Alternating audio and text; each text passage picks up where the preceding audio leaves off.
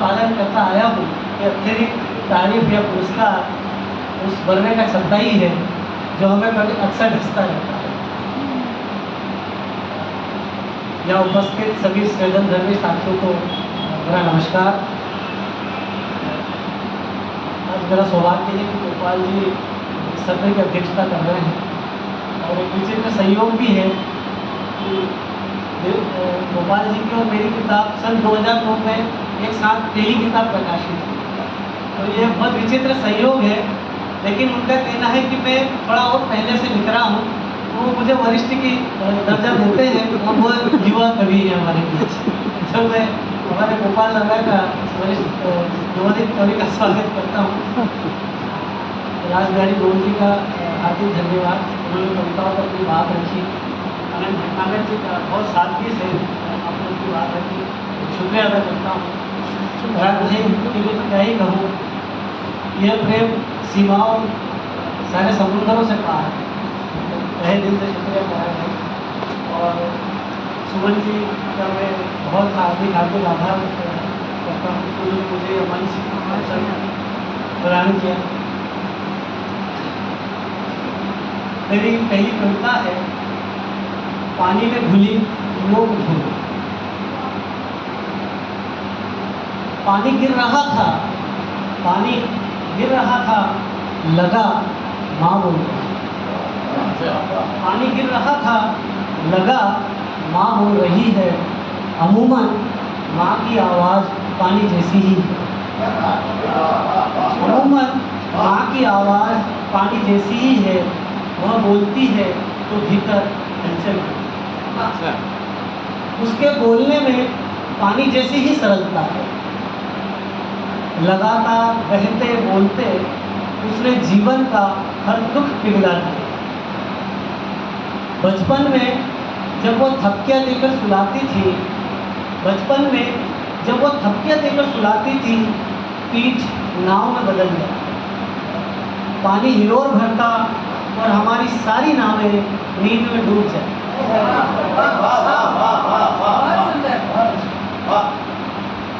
उसकी अनुपस्थिति में हर चीज़ बोलना बंद कर दी।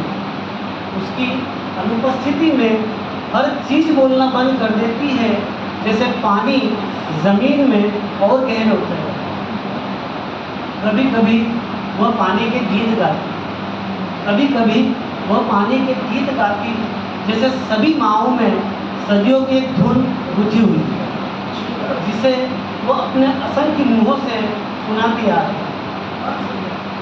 बरसों बर्तन कपड़े धोते पछीटते पानी इस तरह रच बस गया है उसमें, जैसे अभी कोई सोता बह निकले।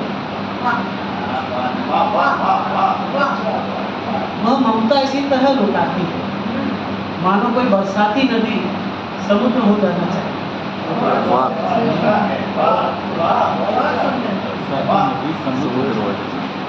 वो ममता इसी तरह लुटाती है, मानो कोई बरसाती नदी समुद्र हो जाना चाहती हो। माँ पानी में घुली हुई कोई लोग थी। माँ पानी में घुली हुई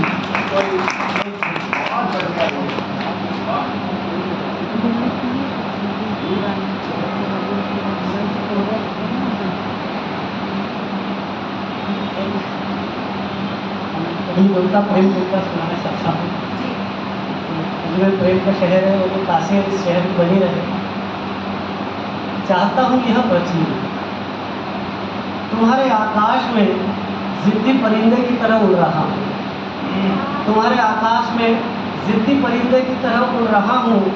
जानता हूँ लौट आना है इस दुनिया में, जिसे मैं चाहता हूँ तुम्हें प्यार कर। यहाँ करोड़ों चीज़ों के कस मसाने की आवाज़, उनके टूटने बिखरने का सिलसिला बनाता है जगह हमारे बीच।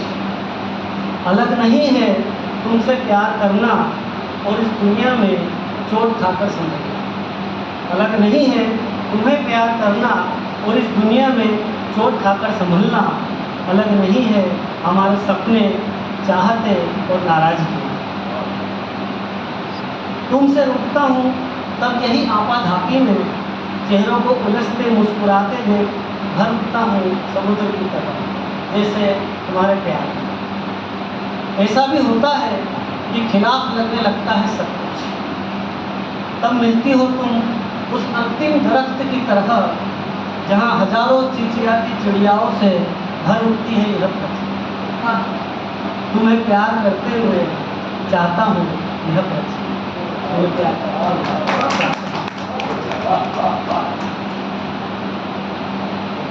अगली कविता है, क्या होगी वक्त की सही आवाज, कैसी होंगी सदी की वे पंक्तियां जो बिना शोर और हड़बड़ी के लिखी जाएंगी। कैसी होंगी सदी की वे पंक्तियां जो बिना शोर और हड़बड़ी के लिखी जाएंगी।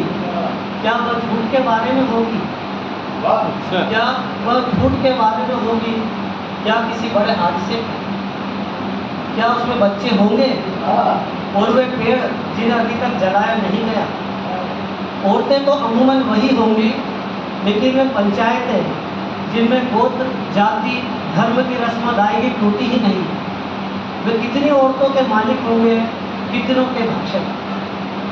क्या वह दलितों के उन मसीहाओं के लिए होगी जिन्होंने खुद अपनी मूर्ति गढ़ी और गाथा रची। क्या वह दलितों के उन मसीहाओं के लिए होगी जिन्होंने खुद अपनी मूर्ति गढ़ी और गाथा रची, या वे जो उनके यहाँ भोजन करके निकल जाते हैं किसी अगली सभा की ओर।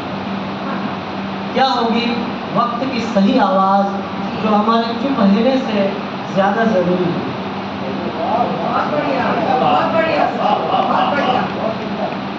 क्या वो फतवा फरमानों के बारे में लिखी जाएगी, क्या वह फतवा फरमानों के बारे में लिखी जाएगी, या होगी उन पत्थरों के लिए जो पूजे तोड़े और फेंके जाते हैं। क्या होगा इस दुनिया में सदी का सच। हम पेड़ों गुफाओं और अपनी असभ्य खोल के भीतर जीवित रहेंगे। आखिरकार हमारे पास तय करने के लिए कुछ नहीं होगा सिवाय जख्मों और निराशा। जख्म और निराशा।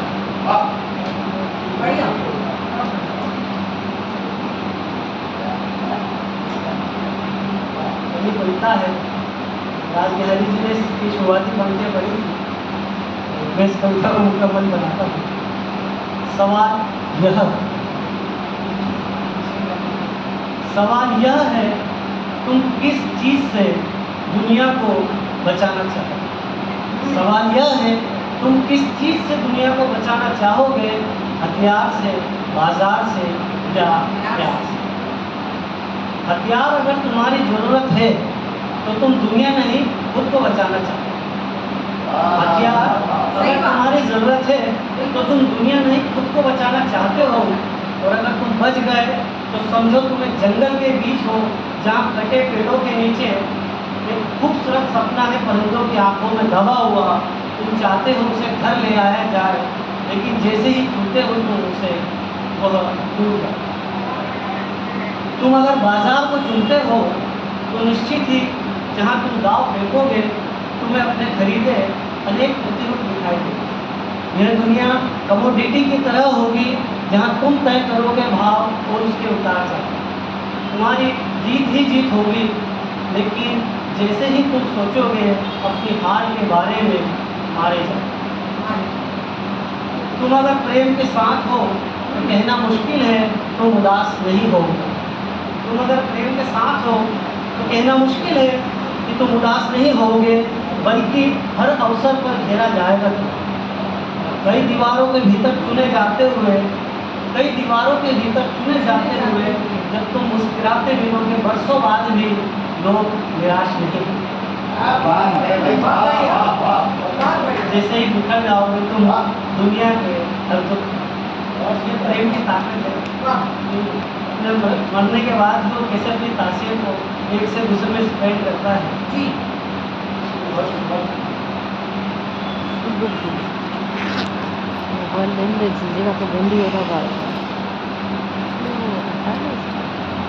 अलकाल शीर्षक से कविता है। आप में बर्दाश्त करने की क्षमता नहीं है, आप में बर्दाश्त करने की क्षमता नहीं है, जबकि यह पेड़ उगाने का समय। आप में बर्दाश्त करने की क्षमता नहीं है, जबकि यह पेड़ उगाने का समय है। आप लगातार नफरत से बोल रहे हैं, जबकि यह खजूर से रस लेने का मौसम है। आप लगातार नफरत से बोल रहे हैं, जबकि यह खजूर से रस लेने का मौसम है। आप झुकाने को जीत कहते हैं, आप झुकाने को जीत कहते हैं, जबकि बांस झुककर ही लचीले होते हैं। जबकि बांस झुककर ही लचीले होते हैं।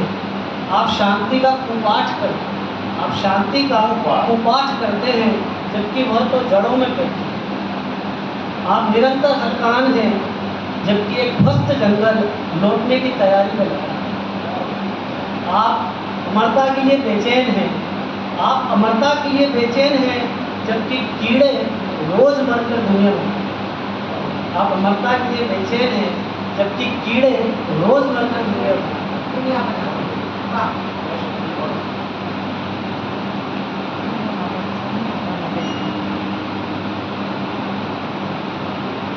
एक कविता है पीठ। भोजन लेते समय दिखाई नहीं दी अपनी पीठ। भोजन लेते समय दिखाई नहीं दी अपनी पीठ। मैं पलट कर देखता हूँ, दिखाई देती है एक दूसरी ही पीठ, जिसका कोई नाम नहीं, वह टिकी है एक और पीठ से। इतिहास में भी वो एक पीठ ही थी जो दर्ज नहीं हो पाई सबसे करीबी शब्द से। इतिहास माने एक बड़ी पीठ जिस पर बोझ लगा है रक्त और शब्दों का। चिड़िया की पीठ संतुलित रहती है, चिड़िया की पीठ संतुलित रहती है, उसकी पीठ दो पंखों का सुनहरा आसमान है। कविता में चिड़िया थी, पंख थे, पीठ नहीं। पीठ हमेशा पीछे की ओर होती है, या उस ओर जहाँ से देख नहीं पाते हैं। पेड़ की कोई पीठ नहीं, पेड़ की पीठ हमारी पीठ है। हम कभी नहीं देख पाते पेड़ ने कहाँ टिकाई है अपनी पीठ। कुछ अवसरों पर पेड़ हमें पीठ ही दिखाई देता है, बिल्कुल असावधान और कुल्हाड़ी से बेपरवाह। इन सब के बावजूद पीठ पर लदी है समूची पृथ्वी, और मुंह छुपाने के लिए पीठ की ओर ही होना होता है। अदृश्य पीठें कई चीज़ों का संतुलन है। बिना पीठ की आत्माएं हैं जिन्हें हम बिल्कुल नहीं जानते। बिना पीठ की आत्माएं हैं जिन्हें हम बिल्कुल नहीं जानते।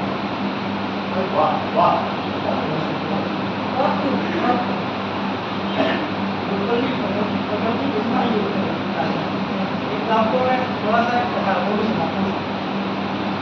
कविता है, क्योंकि क्रिकेटिंग पर्सन रहा हूँ, तो क्रिकेट बल्लेबाजी में बल्लेबाज रहा हूँ, तो बल्लेबाज की तकनीक पर अपनी बात उसके शॉट्स भी भिजवाते हैं।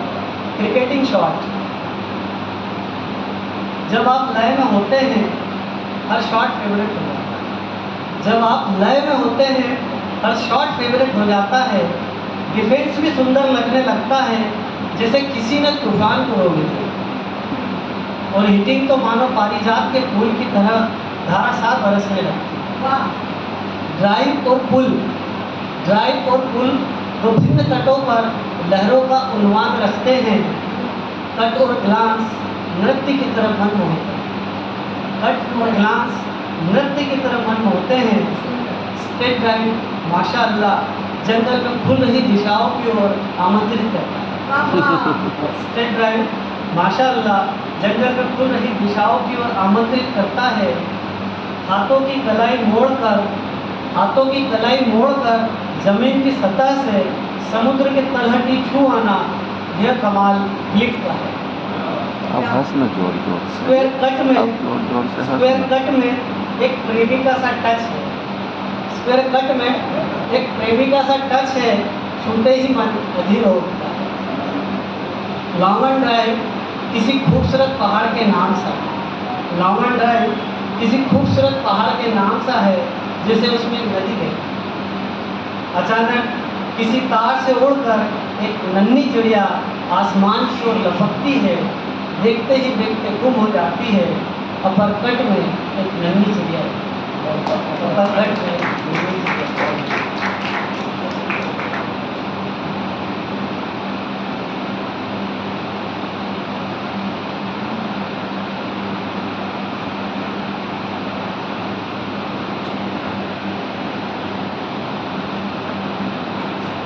कविता है, इसमें प्रकृति का भी थोड़ा समावेश है।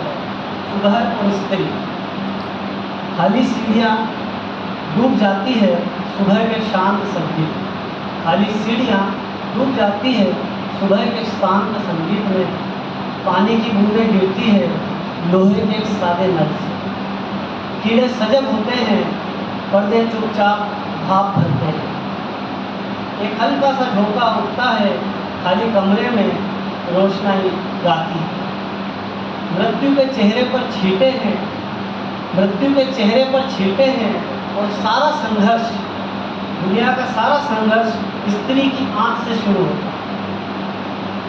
कपड़े पछीटते आकाश में स्वर गान होता है, सुबह की धूप में बर्फ के पिघले टुकड़े उतरते हैं उसकी नम आँखों में, कठोर आवाज़ें सुबह की खामोशी में अघोषित कर दी जाती है, उन्हें भिगोकर स्त्रियाँ अंकुरित करती हैं। खालीपन के दरमियान जीवन एक पीड़ा है, गीतों के रस में डूबी हुई वो प्रतीक्षा करती है एक दूसरी सुबह। एक अगली कविता है तर्क, जरा भी आप समय का थोड़ा बता दीजिए। तो बैठे रात में तर्क, दुकानदार बोला प्रेम का मूल्य 2 जोड़ी कंबल से ज़्यादा नहीं। दुकानदार बोला प्रेम का मूल्य 2 जोड़ी कंबल से ज़्यादा नहीं। राजनीतिज्ञ ने कहा प्रेम का कोई पक्ष नहीं, वह सिर्फ एक आशंका है। धार्मिक ने कहा प्रेम आस्थाहीन है, जाओ अपने अंतिम में डूब जाओ। पतंगे ने कहा हर चाह एक मुक्ति है, हर चाह एक मुक्ति है, और यह अप्रयास है कि मृत्यु का तर्क भी प्रेम से छोटा है। पतंगे ने कहा। इसी का दूसरा हिस्सा है, संत कहता है प्रभु की उपासना करो, संत कहता है प्रभु की उपासना करो, और वह जीवन से विलग जाता है। दार्शनिक कहता है जीवन एक रस्सी की तरह है, उसमें गांठें बांधो और वो ढेरों रस्से बुनने लगता है। शमशान में डोमाजी उस्ताद कहते हैं कि हर एक का अंतिम सच राख है। शमशान में डोमाजी उस्ताद कहते हैं कि हर एक का अंतिम सच राख है, और वह अमरता का बेकार ख्याल छोड़ देता है। संत और दार्शनिक जिस जीवन को बांधने लगते हैं, डोमाजी उस्ताद अंत में उसे खोल देते हैं। शुक्रिया। कविता है, यह हाल ही में लिखी कविता है, ख्याल। मुझे कभी राजा बनने का ख्याल नहीं आया, मुझे कभी राजा बनने का ख्याल नहीं आया। राजा माने ताकत, युद्ध और अंत में अकेलापन। मुझे कभी राजा बनने का ख्याल नहीं आया। राजा माने ताकत, युद्ध और अकेलापन। मैंने तो महज चींटियों के जैसा होना चाहा, उनके साथ जमीन पर कदम ताल करते सांस का कोई गीत गुनगुनाना चाहा। मैंने तो महज चींटियों के जैसा होना चाहा, उनके साथ कदम ताल करते सांस का कोई गीत गुनगुनाना चाहा। भरी बारिश में सारी भारहीन नन्ही पत्तियों की तरह विनीत होना चाहा। किसी निरीह के साथ हमदर्दी या दया के भाव से नहीं, प्रेम और भरोसे के साथ चलना चाहा। मेरी जिंदगी मचान बनाते कारीगर की तरह रही, जो अंत में हमेशा नीचे रह जाता है। हो सकता है आप इसे अलग ढंग से व्याख्यायित करें, लेकिन छूट जाने से सांस चलना सचमुच बड़ा। अंत में कोई अंत नहीं रह जाता, सिर्फ सांस याद है। अंत में कोई अंत नहीं रह जाता, सिर्फ सांस याद है। और मिलता है वर्तमान के संदर्भ में इसको देख सकते हैं। जो धर्म तुम्हें सहिष्णु नहीं बनाता उसे छोड़, जो धर्म तुम्हें सहिष्णु नहीं बनाता उसे छोड़ दो, जो जाति तुम्हें मिलनसार नहीं बनाती उसे प्यार दो, जो प्रेम तुम्हें आसक्त नहीं करता उसे मत खिलाओ, जो सच तुम्हें चुनौती नहीं देता उसे मत चुनो, जो ऊंचाई तुम्हें बार बार गिराती नहीं उस पर नहीं चढ़ो, जो बारिश तुम्हें मिट्टी की तरफ बिखेर नहीं देती तब तक उसे रोको नहीं, जो बारिश तुम्हें मिट्टी की तरफ बिखेर नहीं देती तब तक उसे रोको नहीं, जो जीवन तुम्हें पराजित होने का एहसास नहीं देता उसे अवसर दो, जो जीवन तुम्हें पराजित होने का अवसर नहीं देता उसे अवसर दो, जो वर्तमान तुम्हें इतिहास के प्रति उत्तरदायी न बनाए, जो वर्तमान तुम्हें इतिहास के प्रति उत्तरदायी न बनाए उसमें और गहराई से झांको, जो बदला तुम्हें क्षमा नहीं सिखा पाता उसे भूल जाओ, जो बदला तुम्हें क्षमा नहीं सिखा पाता उसे भूल जाओ। मुझे लगता है एक कविता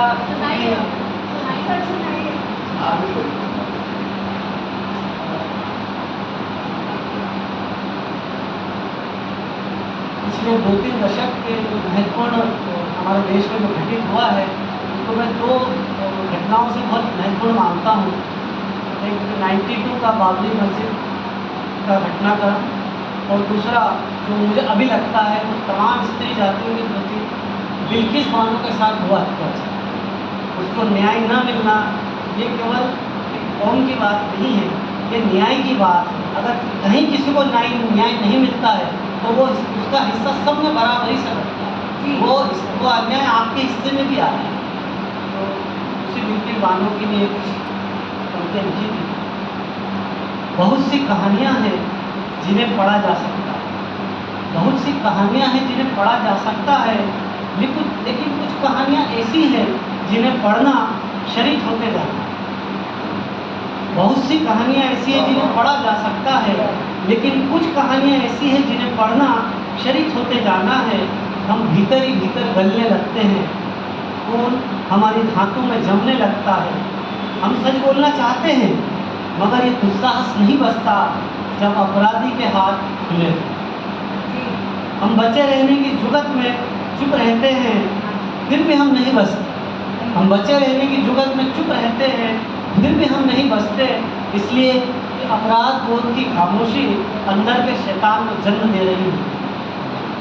हमारी कोशिश समाज के इस अनटाइप्ड ढांचे में फिट होने की है जिसमें मुर्दे भी शांति से नहीं रहता। हमारी कोशिश रहती है समाज के इस अनटाइप्ड ढांचे में फिट रहने की जिसमें मुर्दे भी शांति से नहीं रह पाते। हम सिर्फ झूठ से नहीं मारे जाते, अधिक हत्या सच से मुंह मोड़ने पर भी होती। हम सिर्फ झूठ से नहीं मारे जाते, अधिक हत्या सच से मुंह मोड़ने में भी होती है। क्या तुम जानते हो एक औरत पिछले कई वर्षों से इस पृथ्वी पर भटक रही है। यह कोई देश निकाला नहीं है, ना ही समाज से हटाए जाने की कोई सजा। वह ऐसी पीड़िता है जिसका कोई घर नहीं, कोई मुल्क नहीं। वो पिछले कई वर्षों से दिन रात के अंधेरे में कपास के मसले और भूनके जाने को, वो पिछले कई वर्षों से दिन रात के अंधेरे में कपास के मसले और धुनके जाने को इस सब्र से सुन रही है मानो यातना के घनीभूत क्षणों में चट्टान मारता यह संगीत उसकी पीड़ा को और मुलायम बना रहा है। हम समझते हैं यह उसका दुख है, जबकि नष्ट होने की कला उसने आसानी से सीख ली है, या गैर जरूरी शब्दों में कहूँ तो उसे सिखा दी गई। तो जब वह लोगों के भीतर अपनी जिंदगी के नशंस पन्ने खोल रही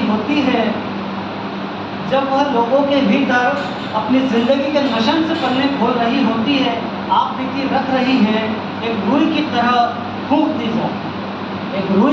फूंक दी जाती है। ऐसे समय में जब पहाड़ साफ दिखाई देने लगा है, ऐसे समय में जब पहाड़ साफ दिखाई देने लगा है, नदी किनारों पर रेत की तरह धुल चुकी है, नदी किनारों पर रेत की तरह धुल चुकी है, लालटेन रात के अंतिम पहर काट रही है, मगर वह उजाले में अंधेरे की तरह भटकती है।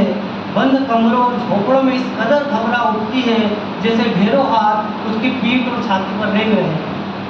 वो भीतर कुछ नहीं दोहराती, बस खुद को दीवार हो जाने तक देखती रहती। वो भीतर कुछ नहीं दोहराती, बस खुद को दीवार हो जाने तक देखती रहती है।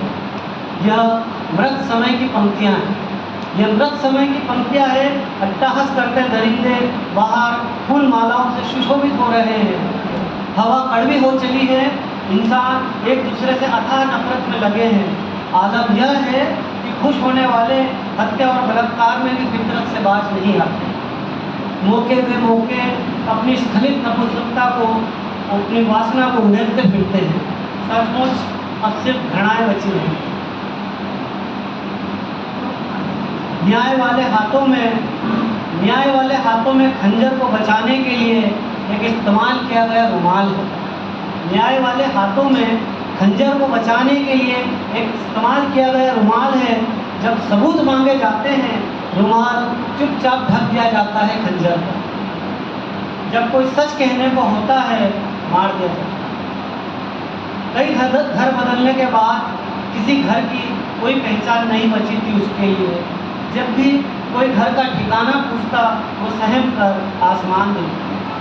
कभी कभी वो मिट्टी को इस तरह छूती कि कोई अंदर उसे समझ ही नहीं आता। उसे अच्छे से सिर्फ आंसू याद रहते हैं। उन्नाव, हाथरस, कठुआ और ऐसी अनेक दर्दमंद जगहों की अनकही शिनाख्तें शेष हैं जहाँ बिल्किस मरी नहीं, मार दी। तुम बार बार दोहराते हो, उसके जख्मों को कुरेदते हो। वो चीख कर कहती है, हाँ मैं बिल्किस हूँ, बिल्किस बानो, दर्द की अलिखित दास्तान। हर औरत के ऊपर हुए अत्याचार की भोगी। मेरी पीठ भेड़ियों के पंजे और हुक्काम के कोड़ों से घायल है। मेरा शरीर मर चुका है, मेरी आत्मा घायल। दुनिया में जितना मलहम है उससे कहीं ज़्यादा घाव। अपराधियों की रिहाई पर मैं डर रही हूँ और उसी जगह पहुँच गई हूँ जहाँ से कोई औरत नहीं लौट सकती। मेरा इंसाफ मृतकों के साथ दफन कर दिया गया है। तुम स्वागत करो या रैलियों में नारेबाजी, तुम हमेशा एक औरत के गुनहगार रहोगे। तुम्हारी कोई रिहाई मुमकिन नहीं।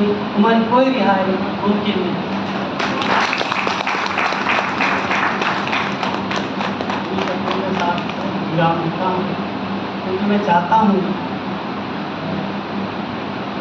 इस गवाही के लिए हम सब इस हाल में मौजूद, इस परिसर में मौजूद हैं, तो ये गवाही हम सब के भीतर जिंदा रहे जब तक हम जिए और अपनी पीढ़ी को करते, ताकि किसी भी स्त्री या किसी भी व्यक्ति के साथ जो अत्याचार होता है तो हमारी संवेदनाएँ एक मानवीय तरह से भरी, मानवता से भरी हो।